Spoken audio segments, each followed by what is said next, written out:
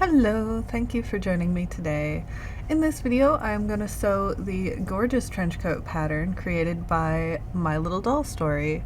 The reason I'm going to be sewing this is because one of my commenters actually requested it, and I reached out to Julia, who is the brilliant mind behind My Little Doll Story, and was like, hey, one of my fans loves your stuff. And Julia was like, hey, if you ever want to sew this on camera, just ask. I'll send it to you. And I was like, sweet. How can you say no to that? So, without further ado, let's get into it. First things first, cut all the pattern pieces out, including your main fabric, lining fabric, and if you plan to use it, the interfacing. My fashion fabric was a medium weight quilting cotton, so I opted to leave off the interfacing this time. My lining is a weird kind of lightweight twill because I ran out of the white muslin I usually prefer to use. Honestly, with more complex patterns, you're really doing yourself a favor by picking easy to work with fabrics on your first go. The twill wasn't too bad though. Now to sew, I iron along the edge marked fold line on the front central part piece. This is a spot that gets referenced a few times later, so it's just nice to have that creased in there and ready to go. Then I snip along the curved edge of the princess seam about 3 millimeters in. This helps a lot in the next step when I pin the curved edge of the front side part to it. This releases the tension and makes sewing it a bit easier to do without puckers. For a lot of the seams going forward, you might have better luck basting them by hand before sewing.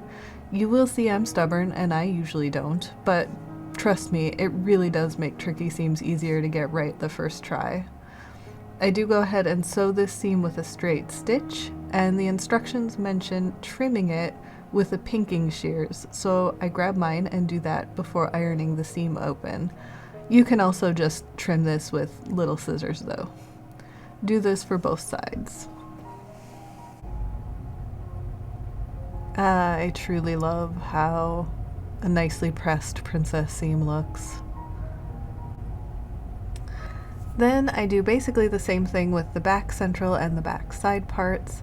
I didn't need to snip the seam allowance before pinning this time, and I think whether you will or not is probably going to depend on the fabric you're using. Mine was being pretty forgiving today. And then we trim with the pinking shears and iron the seam open. This is a treatment that almost every seam is going to get going forward, so if I forget to mention it, just remember that's just how we're finishing seams for this project.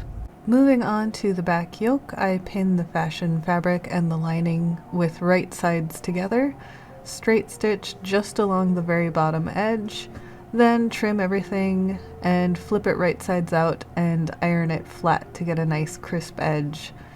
Then you just pin the yoke to the back and set all that aside for now.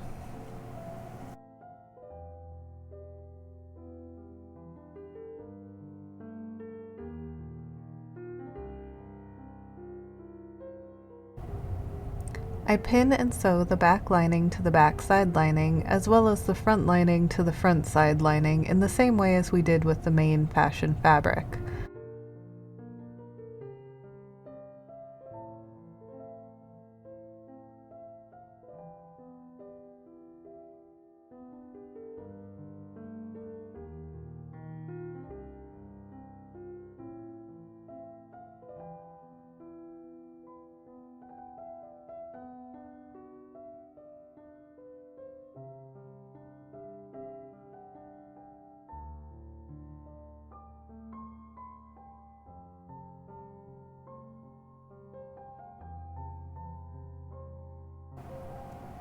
Once done, pin and sew the front lining to the folded over edge of the front main fabric pieces. Now that folded edge is acting as a facing for the bodice.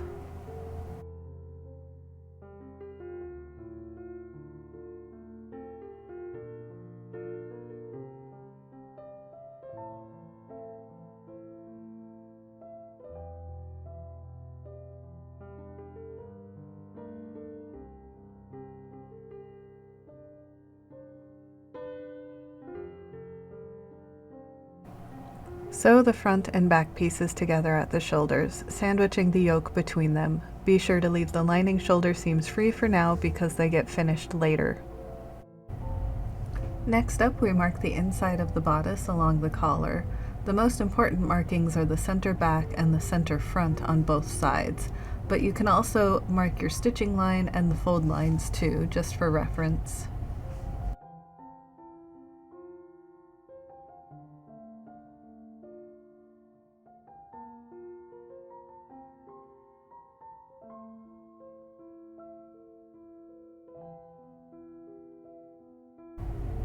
I jump over to sew the collar pieces with right sides together along the longest edge. There's instructions included in the pattern that make it easier if your machine likes to eat fabric, but I had already cut my pieces out, so I just sew the seam like normal. Trim it, then turn it, then iron it flat just like we did with the yoke. Pin this to the bodice piece. Be sure to line up the center back with the center of the collar and the two center fronts with the edges of the collar. Take special care to make sure the distance between the collar and the folded edge is equal. Sewing this seam can be super tricky, so I recommend hand basting it first if it's giving you any trouble.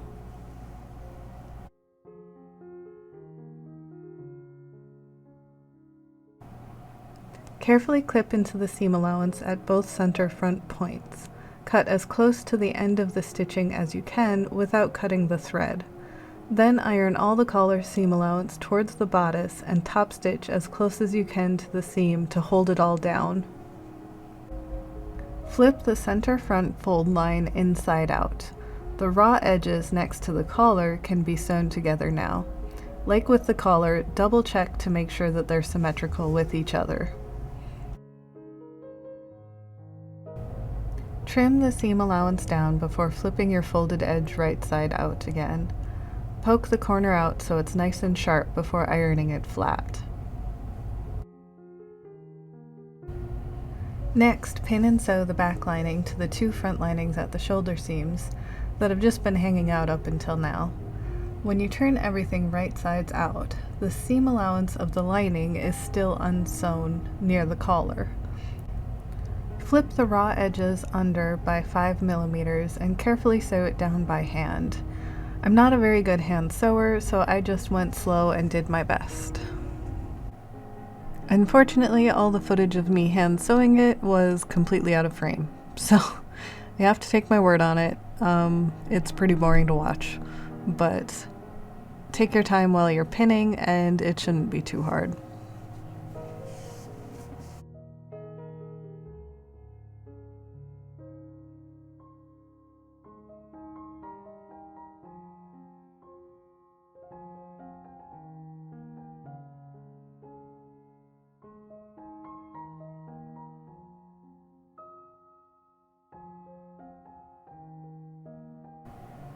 Moving on to the sleeves, I iron the seam allowance up at the cuff. The lining only has 5 millimeters of seam allowance at the cuff, but the main fabric ones have 1 centimeter, so keep that in mind. Then run 2 gathering stitches along the top of all 4 sleeves.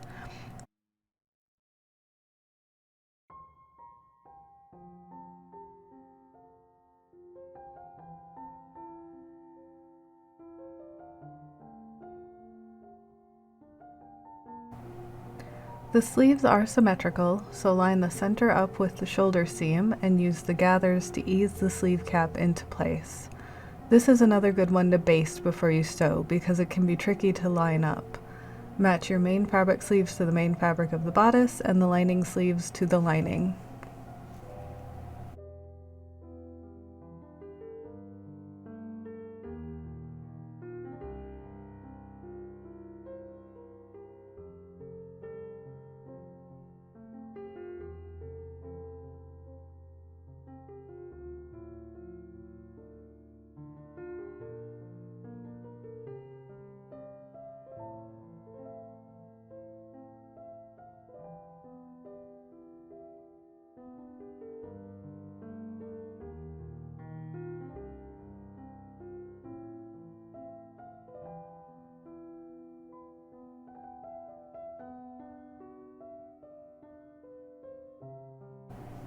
With all the sleeves sewn on, I do go back and take out all of my gathering threads just to clean things up.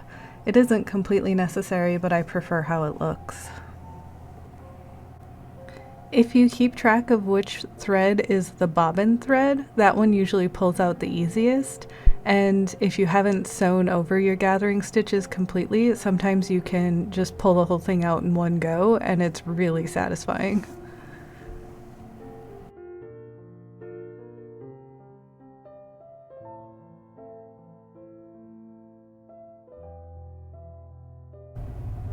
Now we've got a four-armed mass of fabric connected at the collar. It looks a little intimidating, but no worries, it all comes together. For all 4 sleeves, you want to pin them together with the right sides facing, and then continue pinning down the side seams as well. I originally pinned them with the pre-ironed cuffs folded up for both the lining and the main fabric, but I did change the main fabric so that it wasn't folded up at the last minute.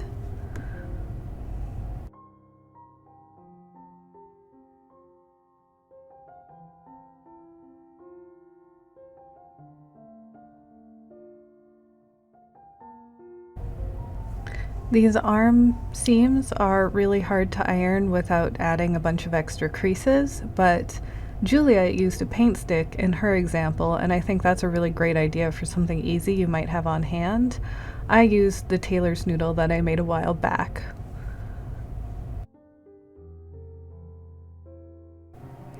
This is why I changed my mind about the cuff of the sleeve. By folding it up after the seam has been sewn, the folded edge will look much nicer on the inside after the lining is attached. For now, I just tack the raw edge to the seam allowance on the inside.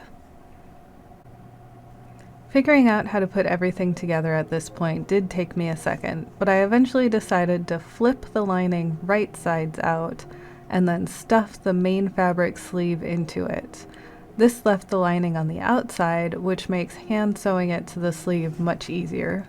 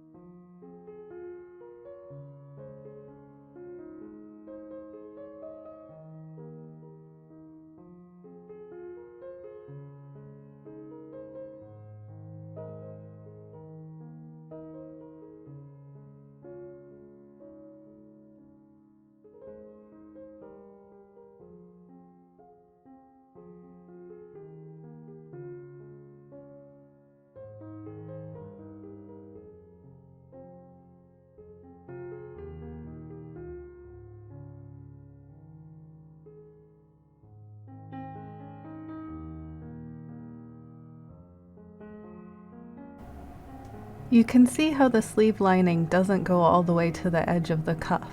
Having it 5 millimeters shorter keeps it from showing from the outside. You can use whatever hand stitch you're comfortable with to sew it down. I'm honestly not 100% sure what this stitch is called. I think it might be the prick stitch, but I just picked one that wasn't easily visible from the outside. Once that is sewn down, the bodice is basically done. Just flip everything right sides out and set that aside. Up next is the skirt part, or bottom of the coat.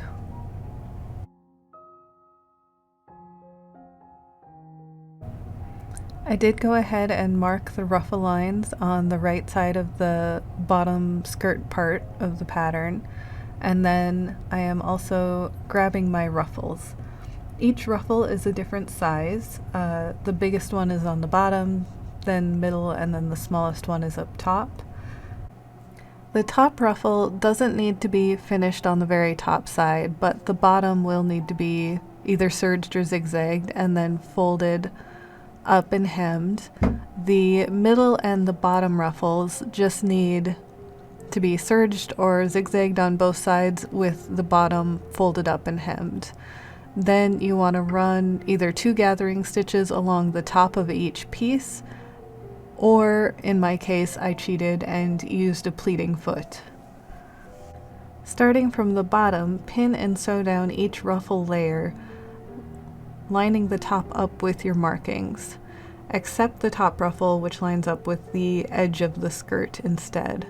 It helps to do them one at a time, that way the layers don't get in your way while you're sewing.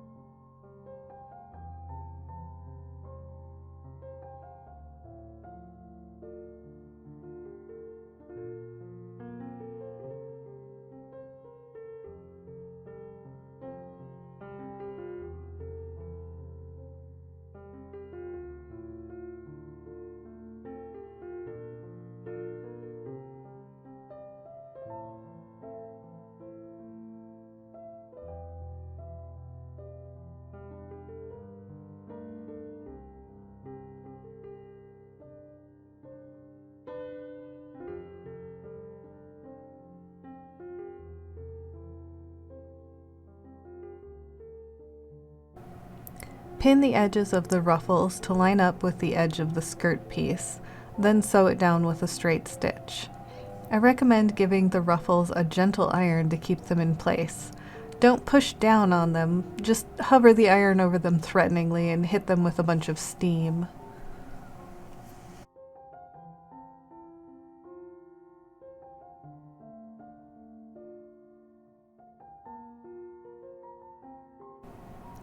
For the front of the skirt part, iron along the fold line like we did with the top pieces. Then pin the inverted box pleats into place. Take care not to do them the wrong direction like I did on my first try.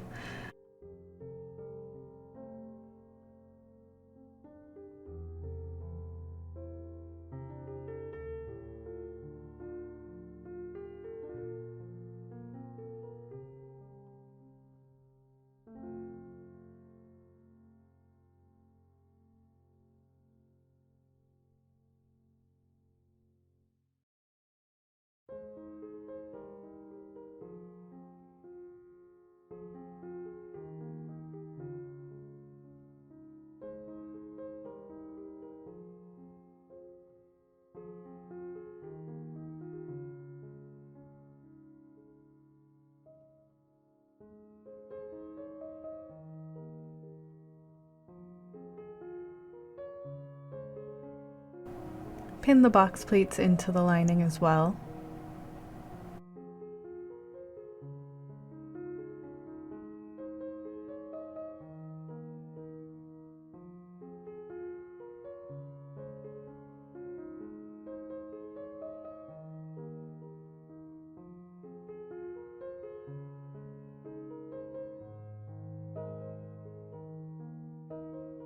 Just leave those pinned and pin the sides of the front to the back, then sew along your previous stitches that hold the ruffles in place. Be sure not to let any wayward ruffles get into your stitching. Pin and sew the front of the lining to the back of the lining as well.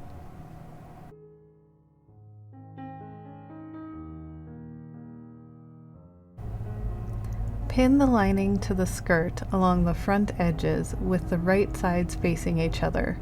There should be an extra 1 centimeter at the bottom of the main fabric, and you'll want to leave an additional 5 millimeters of the lining unsewn at the bottom.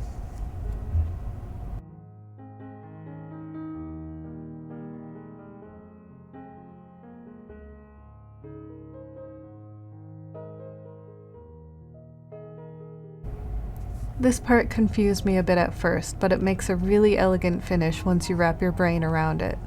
First, I pinned the bottom of the ruffle out of the way, and then I pinned the right side of the lining to the right side of the main fabric along the bottom edge, matching up the side seams. Ignore the weirdness at the corners, we'll get to that in a bit. This is why we left the 5 millimeters of lining unsewn at the bottom.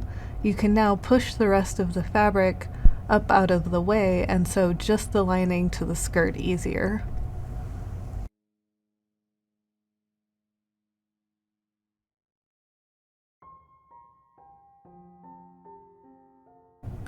Now, when you lay everything flat, there's a bit of facing that hangs over the edge. You can trim that away. If you're nervous like I was, use a ruler to make a straight line to match the picture in the instructions before you cut.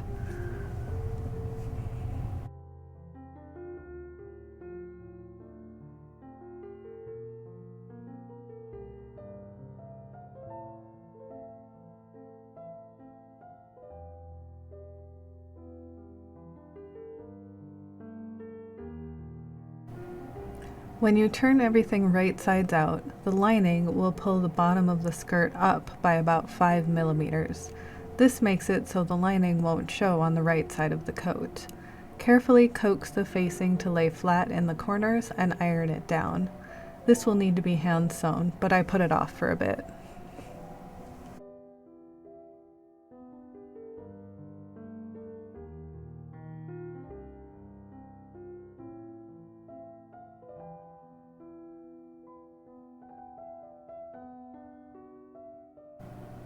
This is also a good time to check to make sure the front edge of your coat is the same length on both sides.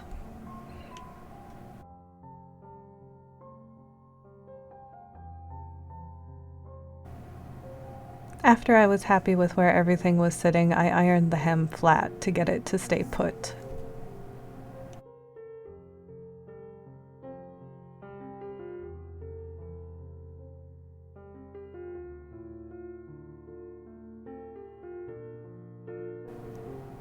Alright, it looks like a skirt. The pleats are still only pinned in, and that's okay.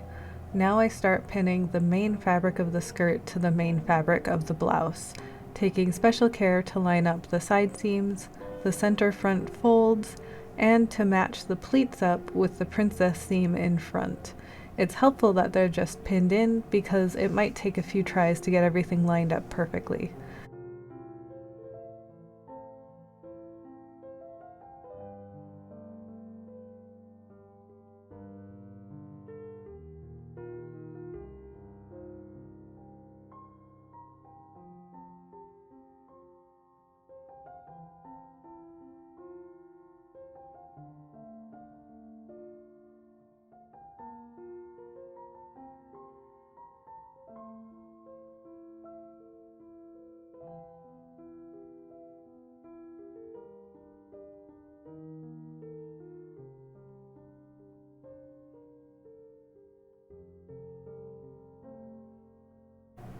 Straight stitch from one front fold to the other front fold. This is where I had to admit I needed to sew the little facing corners at the bottom before going ahead. To sew the lining, we have to kind of stuff everything inside out temporarily, and I didn't want the pins gumming up the works.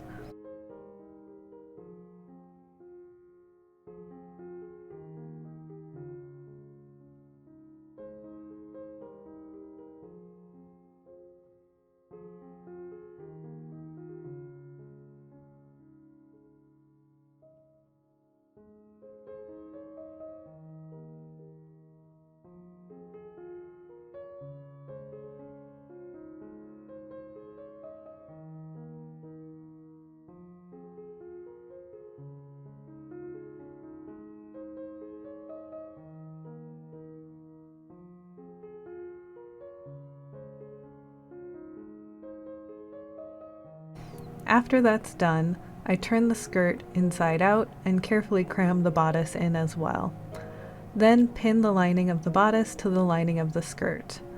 When you sew, leave about 6 centimeters open in the center, maybe a bit more if your lining is prone to fraying.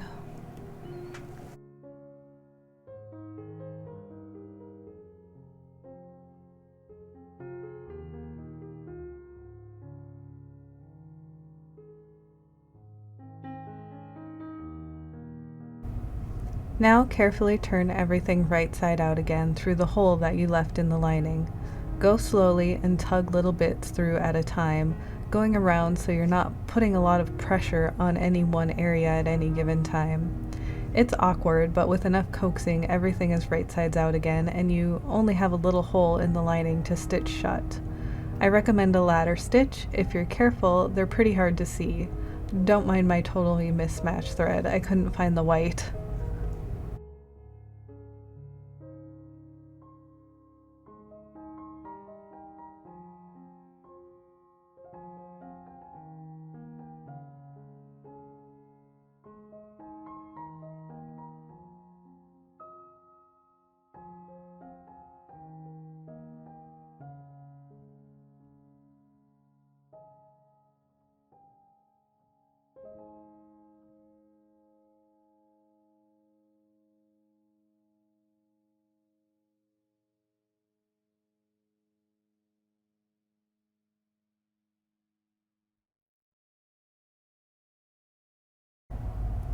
Once you're done sewing that shut and you need to iron it, try to coax the seam allowance of the waistband upwards. It naturally wants to go in that direction in a few spots, so I didn't find it too difficult. I think the instructions recommended basting it, but we all know I avoid hand stitching whenever possible.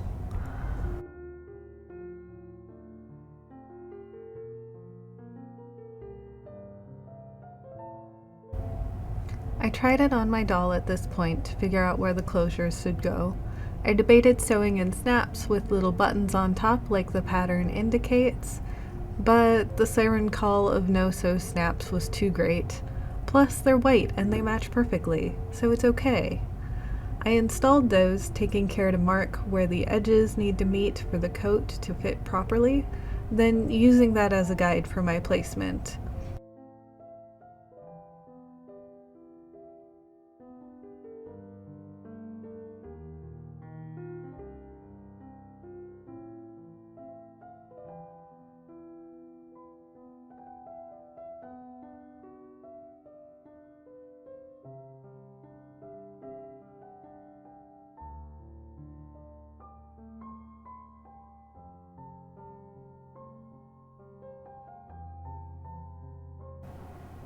I also used a no-sew snap to add the decorative button to the yoke in back.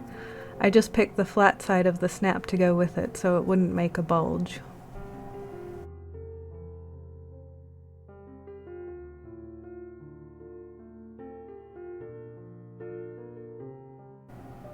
I nearly forgot about the waist tie. This is pretty straightforward.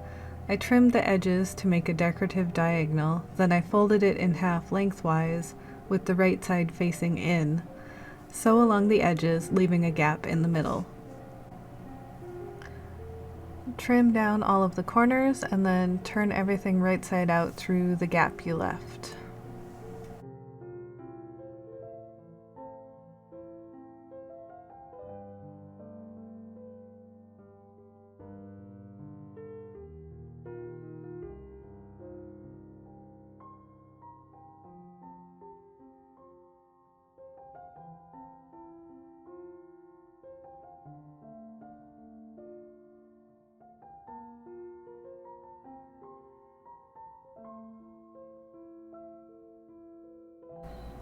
Okay, turning it right sides out is a bit easier to say than do. We're gonna skip the struggle. This would be another good spot for the invisible ladder stitch, but I was well and thoroughly done with hand sewing at this point and just top stitched it on the machine. The stitches blend in with the fabric and it's fine. It's fine. More importantly, we're done! I really adore how this coat turned out, and I'm blown away by the detailed and careful instructions Julia has included with it. There's lots and lots of pictures and explanations for each step. I was a little worried my fabric would be too busy to properly show off the ruffles, but honestly, I totally love how it turned out. If you can't tell, I've got space on the mind right now. I'm going to go ahead and link Julia's pattern down below, so if you want to get it for yourself, you can. I'm also going to put a link to her Instagram so you can check out her other awesome patterns.